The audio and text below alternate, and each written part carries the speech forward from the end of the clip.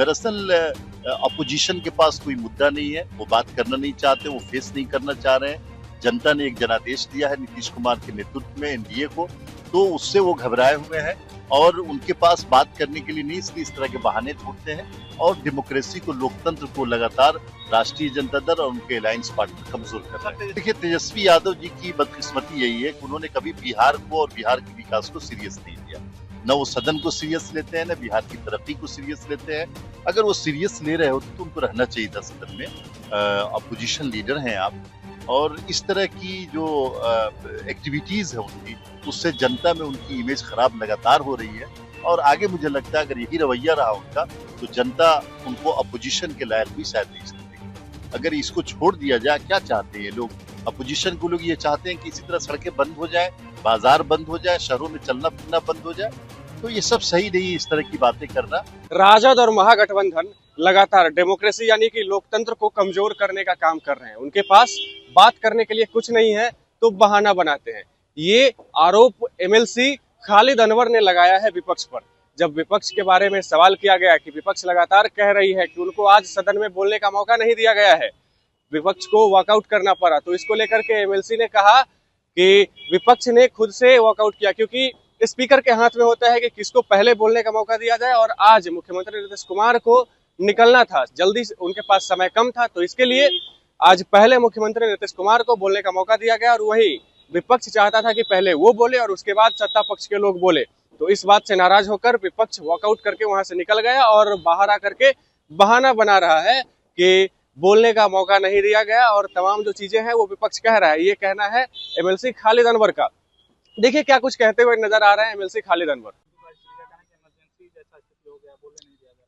नहीं, देखिए, नहीं, सबको बोलने का मौका दिया गया। वो लोग खुद ही वॉकआउट किए हैं और माननीय मुख्यमंत्री जो नेता हैं हम लोगों के, उनको कहीं बाहर जाना था, इसलिए उन्होंने पहले बोला। तो कहा गया था कि भाई आप लोग भी बोलिएगा, अपनी बात रखिएगा जो कुछ है, लेकिन वो पहले ही वो लोग वॉकआउट करके चले गए। वो लोग ये चाहते थे कि पहले हम बोले, उसके बाद हाउस के लीडर बोले। लेकिन ये तो चेयरमैन का अधिकार होता है और अगर किसी सदस्य की कोई जरूरत होती है, कहीं जाना होता है, तो चेयरमैन का अधिकार होता है किससे पहले बुलवाएं, किससे बाद में बुलाएं। तो उन्होंने माननीय मुख्यमंत्री को पहले ऑर्डर में दे दिया बोलने के लिए, तो इस पे वो लोग नाराज होकर के वॉकआउट कर गए। दरअसल अपोजिशन के पास कोई मुद्दा नहीं है, वो बात करना नहीं चाहते, वो फेस नहीं करना चाह रहे हैं।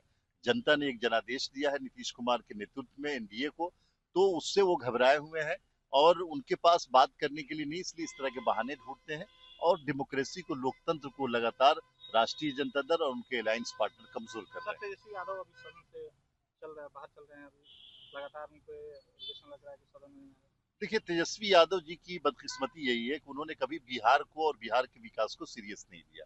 न वो सदन को सीरियस लेते हैं, न बिहार की तरक्की को सीरियस लेते हैं।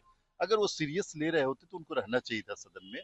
अपोजिशन लीडर हैं आप, और इस तरह की जो एक्टिविटीज है उनकी, उससे जनता में उनकी इमेज खराब लगातार हो रही है। और आगे मुझे लगता है अगर यही रवैया रहा उनका, तो जनता उनको अपोजिशन के लायक भी शायद नहीं समझेगी। सर, बुलडोजर पे कहा जा रहा है कि चिन्हित करके दलितों पिछड़ों को, घरों को तोड़ा जा रहा है। नहीं, ये सब देखिए क्या है कि इस सरकार की इमेज खराब करने के लिए इस तरह की बातें की जा रही है। आप इंक्रोचमेंट के लिए अगर बुलडोजर नहीं चलेगा, इंक्रोचमेंट हटाने के लिए नोटिस देने के बाद, पूरा जुडिशियल सिस्टम जो होता है उसको, प्रोसेस को कंप्लीट करने के बाद, तो फिर तो ये अनार्की फैल जाएगी। सड़कों पे कब्जा, सरकारी जायदादों पे कब्जा, लोगों की जमीनों पे कब्जा। अगर इसको छोड़ दिया जाए, क्या चाहते हैं लोग? अपोजिशन को लोग ये चाहते हैं कि इसी तरह सड़कें बंद हो जाए, बाजार बंद हो जाए, शहरों में चलना फिरना बंद हो जाए। तो ये सब सही नहीं, इस तरह की बातें करना। इंक्रोचमेंट को हटाने के लिए अगर कार्रवाई हो रही है तो पूरा जुडिशियल प्रोसेस कंप्लीट करने के बाद हो रही है। जहां जुडिशियल प्रोसेस कंप्लीट नहीं किया जा रहा है, वहां के बारे में बातें की जा सकती है कि एक प्रोसेस के द्वारा हो, और हमारी सरकार वही कर रही है।